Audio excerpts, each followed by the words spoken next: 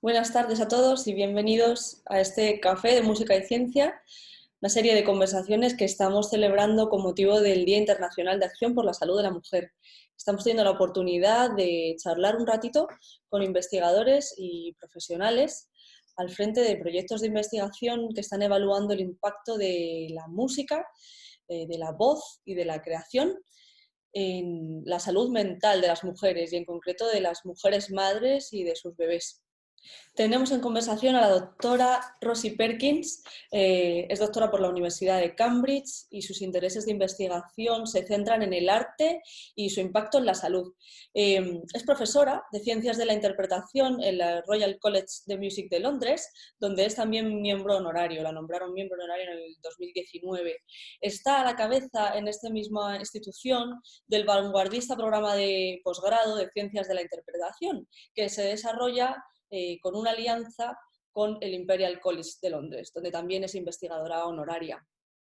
Es miembro de la Royal Society for Public Health, donde pertenece al equipo de dirección del Grupo de Investigación para las Artes, la Salud y el Bienestar. Sus proyectos reciben apoyo habitual del Consejo Británico para las Artes y las Humanidades, del Arts Council de Inglaterra y del Consejo Británico de Investigación e Innovación. Rosie, thank you very much for being here with us, for answering to our call so kindly. That's my pleasure. We know that music and singing are highly beneficial for babies' cognitive, emotional, and social development. But you and your team have been undertaking research studies that show, very surprisingly, how these singing interventions are really powerful as well for women themselves. Could you tell us about this? Yes, so as you say, there's been quite a lot of research that's looked at the impact of music on babies, for example, on their language development and their cognitive development. And we know that singing is something that lots of parents and caregivers will do with their infants and with their young children. So we wanted to examine this from the other way around, like you say. And we know that in mothers, for all mothers, becoming a mother is a period of a lot of change and transition. And for some women, it can also be a time of mental illness, such as postnatal depression, for example. And while there are lots of treatment measures for postnatal depression, such as, for example, antidepressant medication, excuse me, or psychological therapies, often women are reluctant to take medication, or there's a very long waiting list for therapies. And so it's really important that we find other psychosocial ways of supporting women in their local communities. And given that so many parents and caregivers will sing to their babies, we wanted to look scientifically at whether group singing in small groups with mothers and their babies can support recovery from symptoms of postnatal depression. And so in our project, we did a randomized controlled trial, and we recruited 134 women, all of whom had some symptoms of postnatal depression. And we randomly allocated them to one of three different groups. So we had one group of mothers who attended a 10-week singing program. We came together once a week for about an hour with mothers and babies in groups of between 10 and 12, and we sang together. And then we had another group of women randomized to a comparison group, what we called a creative play group. And these sessions were held in the same place with the same leaders, but they involved mothers and babies coming together in creative play rather than singing. So there was no music involved in those sessions at all. And the reason that we had that group was to see whether there were differences between getting mums and babies together every week, full stop, or whether it was the singing in particular that might make a difference. And then our third group was our care as usual group. So these were mothers who took part in the research but didn't have any intervention. And what we found was that women who had moderate to severe symptoms of postnatal depression had a much faster rate of recovery than mothers in the play group or in the care as usual group. And by week 6, those mothers had had a 35% decrease in their symptoms of postnatal depression. Oh, this is actually fascinating. So which are the key ingredients of the singing interventions that make it different from the other intervention? Yeah, that's a great question. And so as well as taking quantitative measures of the symptoms of postnatal depression, we also did qualitative work and spoke with the mothers themselves about how this intervention was different from the play intervention. And we found lots of things that were very similar. So for example, the social support, the sense of having a routine and somewhere to go once a week was really important for the singing and for the play. But in the singing group, we found some mechanisms that were specific just to the singing. So first of all, the idea of what the mothers called an authentic creative experience. This is being able to make music in a way that felt authentic to them. So that might be, for example, singing nursery rhymes from different countries around the world, or being able to contribute their own musical and creative ideas to what we were doing. The second mechanism that was specific to singing was that it calms babies. So the mothers reported that it's a means of calming a baby, which, as any new parent will know, is really important, because there are times when you really want to be able to calm down your baby, and so having more tools to do that is really important. Singing also gave the mothers a real sense of me time. It was a time when they could shut off from other worries or other jobs and just focus on themselves. Because although the babies came to our sessions, the sessions were designed for the mothers. So we were singing music that the mothers contributed to. They were bringing in different songs, they were contributing lyrics and ideas to the music that we were creating. So it was a time for them. The fourth thing that we found that was specific to the singing was that it gave the mothers a sense of achievement and identity. So it allowed them to feel like they were achieving something. And for some of the women with symptoms of postnatal depression, they told us that sometimes they felt they weren't really achieving very much, that they were really struggling to look after their baby, but that coming to the singing group allowed them to develop a new skill that meant they felt that they were able to take care of their baby and contribute something to that experience. And then finally, for some of the mothers, not all, but for some of the mothers, they felt that the singing supported the bond that they had with their baby. So bonding can also be something that's affected by postnatal depression. And some of the mothers felt that coming to the singing gave them time just to sort of be with their baby, to do something creative that the baby responded to, and to help to build that really important bond between mother and baby. Mm-hmm. So, Rosie, could you tell us, please, what are the most common symptoms of postnatal depression? Yeah, so in the UK, postnatal depression affects around 1 in 8 women. There are various different statistics, but it's around 1 in 8. And the main symptoms are things like a very persistent feeling of sadness or low mood, losing interest in the world around you, feeling tired a lot of the time, but also potentially having difficulty to sleep. Sometimes feeling that you're unable to look after your baby, or feeling guilt or hopelessness around the situation, loss of appetite and problems concentrating. And in some severe cases, there can also be thoughts of self-harm or suicide as well. Mm-hmm. What I consider very, very interesting about this tool is how it may serve as a preventive tool as well as a treatment tool. So how is it that this intervention is useful for women when they are at different stages of their motherhood, if they are not feeling postnatal depression, but also when they are feeling moderate to severe symptoms? Yeah, that's a great question. So in our design, we didn't look at that specifically, but we did we did a survey study as well across England to look at how much mothers were using music sort of in their day-to-day lives.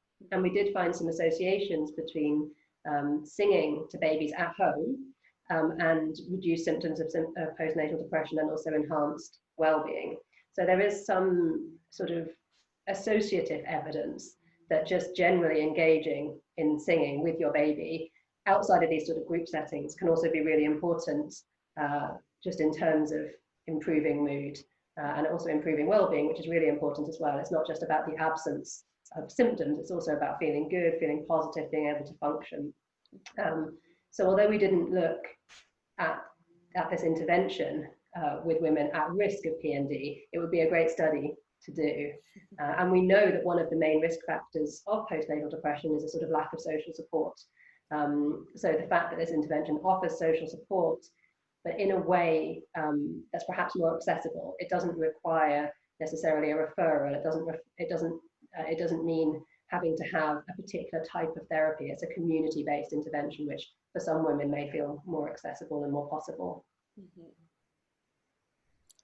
So actually, I think this is very representative example of how using arts and humanities-based strategies to address a really critical and very important situation for all public health systems. How do you think that these revealing outcomes may influence public health and policies, art practitioners as well, and the clinical setting in general? Yeah, so we've had a partnership with Breathe Arts Health Research, which is an amazing organization that takes evidence, in our case, evidence around group singing and postnatal depression, and then delivers that in terms of a rolled out program. And so they've now taken on the basis of our research, they have a program called Melodies for Mums, which they run, which mirrors many aspects of our research. So it has a 10-week structure, for example, and it's for women with symptoms of postnatal depression or low mood. And they've been able to take forwards this delivery on the basis of the research evidence. So it's a really nice example of how research evidence can be made sustainable through these sorts of models. And they've also received funding from clinical commissioning groups, who are the groups who control funds essentially of these sorts of interventions. So there are ways, very tangible ways, in which the research evidence is then feeding out into delivery impacts. And we've also, of course, you mentioned practitioners, we've also spent time with practitioners thinking about what it means to deliver an intervention like this and what sort of skills one needs to do it, because it's something very, very different from what a lot of musicians will be trained at, for example, a conservatory to do. So we did some research with the musicians and creative facilitators who were leading our sessions to find out what it was like and what they felt about it. And as a result of that, we got a picture of the sort of support that they need. So, for example, the emotional support needed for facilitators in terms of debriefs, for example, having someone to chat through what's happened in a session, being able to think about where sort of boundaries are with participants, and all of these sorts of issues are really, really important. And we had a think tank at Snape Maltings a year or two ago now, where we brought together practitioners with clinicians, with researchers, to sort of think through these ideas. And some of the practitioners are now kind of taking forwards this thinking and trying to develop more work around music in maternal health care. So there's a lot that we already know, but there's also a lot that we can still develop. And of course, having practitioners, creative practitioners and clinicians and researchers working together is so important, because there's a lot of interest from clinicians, but often they're very busy people, and often we need this sort of hard evidence to be able to start those conversations in a meaningful way. But certainly amongst the clinicians that we work with, there's a huge amount of interest and respect for the idea that these creative activities can support mothers, particularly in the sort of step down from the sort of medical, psychiatric or psychological care that some women may require, and then sort of discharge back into the community. There's this area in between where these sorts of interventions can be really, really helpful and supportive for women. Yeah, because this is a group of population in which it's particularly important to find no side effects interventions.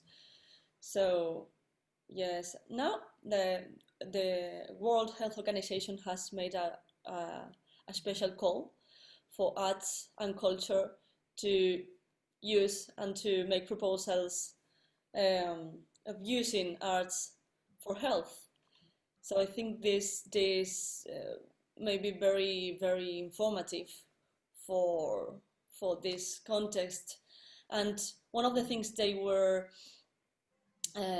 pointing was that there is an important lack of empirical data on how these arts and humanities-based strategies work in this context. So yeah, absolutely. And that WHO report will be so important in terms of sort of scoping what we already know, but also, like you say, what we need to do next. And I think what we tried to do in our research was to look at the research question from different angles. So to use a very controlled experimental design, but also to speak with the women and spend time understanding how it was for them, because both of those things are really, really important. And when we're looking at music, it's a very complex intervention. It's not, you know, we can't blind people towards it. We can't control every aspect of it, of course. And so it's really important that we don't only look at quantitative measures of symptoms, but that we also understand the experience of the people taking part. And I think that's one of the ways that we can really develop the evidence base, is to take these mixed method approaches where we try and look at the sort of totality of the experience, also recognizing the creativity of the experience, because that's so central to how the women experience it in this case. It was a creative experience that allowed them to express emotions and to build their sense of identity as a mother. And so that creativity shouldn't be lost as well in the methods that we use and in the data that we collect. Mm-hmm. Rosie, you have been also involved, actually you have recently kicked off this research pathway, evaluating how singing and creative intervention may work also for families that have been affected by Zika virus.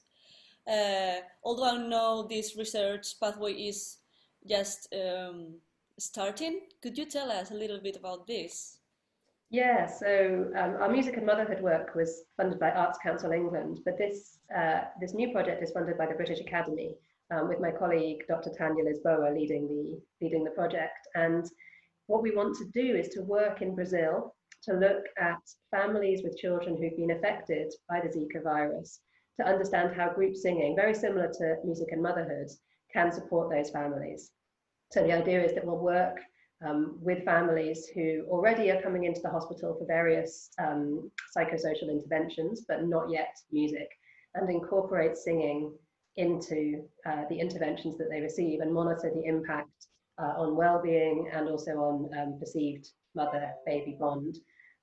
So it's really exciting to basically be able to extend some of the ideas and experience that we have in music and motherhood to this new population, which is obviously very different, but it's very, very important because lots of the babies who were affected by Zika are now entering sort of young childhood. And so it's a really important formative development time for them. And so it's a very timely moment to run an intervention study. And given the evidence that we have about group singing, we're optimistic that we may be able to see some improvements and evidence that singing can also support those families, again, the children, but also the parents. So it's very interesting how music and how singing and creative groups may have such an powerful role, as you have said before, in preventing, but also in treating.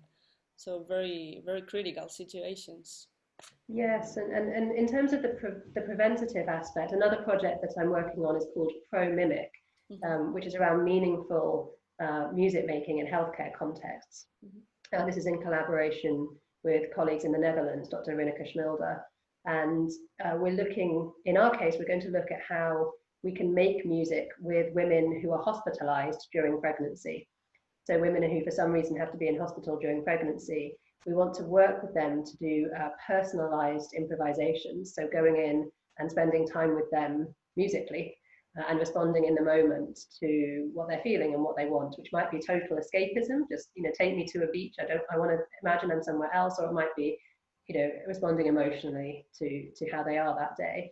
And the idea of this is to be able to understand whether we can use music in that context in hospital situations, which can often be very busy, very noisy, very light, or very dark. You know, they're not very peaceful settings to be in as a patient. So how we can use music in that setting, but also how we can support women who might be having a lot of anxiety or concern about their pregnancy, about themselves, their baby, or both of them, how we might be able to use music to provide some moments of connection or escape or emotional support.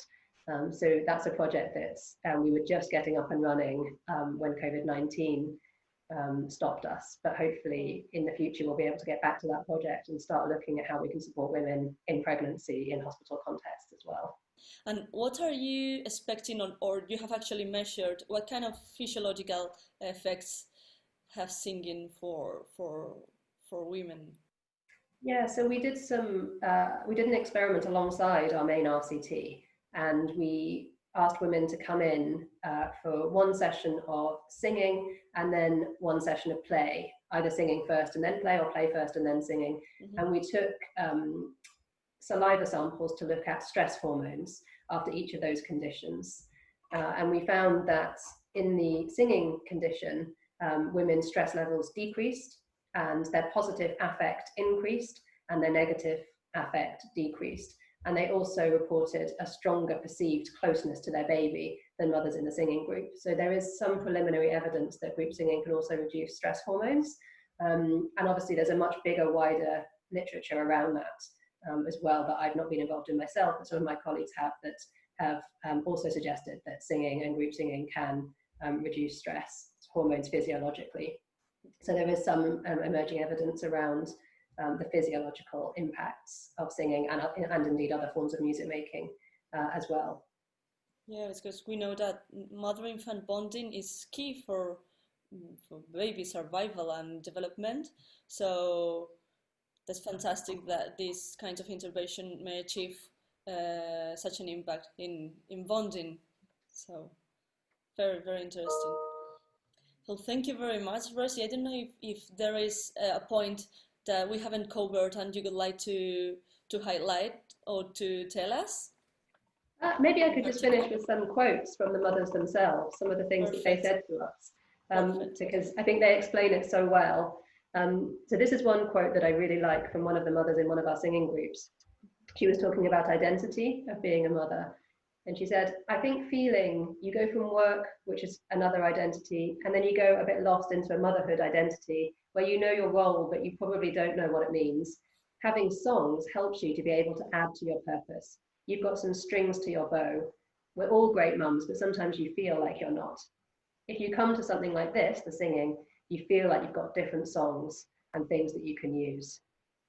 And I really like that because it explains so well this sense of feeling a little bit lost and feeling like you're not quite sure. And so the singing provides a new tool, a new string to the bow, as she says, that allows you to sort of get used to this new identity and to feel confident as a mother.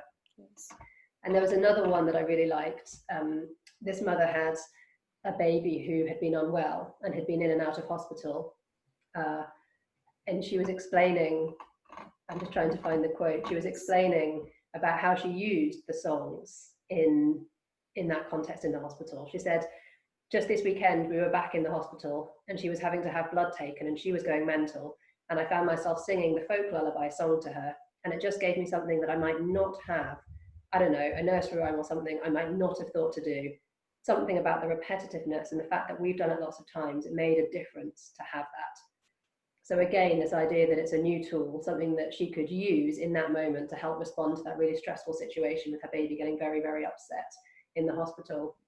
And so the way that the women talk about it, I think gives a really clear sense of how sustainable it is for them. You know, in a relatively short period of time, we'd allowed them to learn new songs that they could then take into their own context, whatever that was.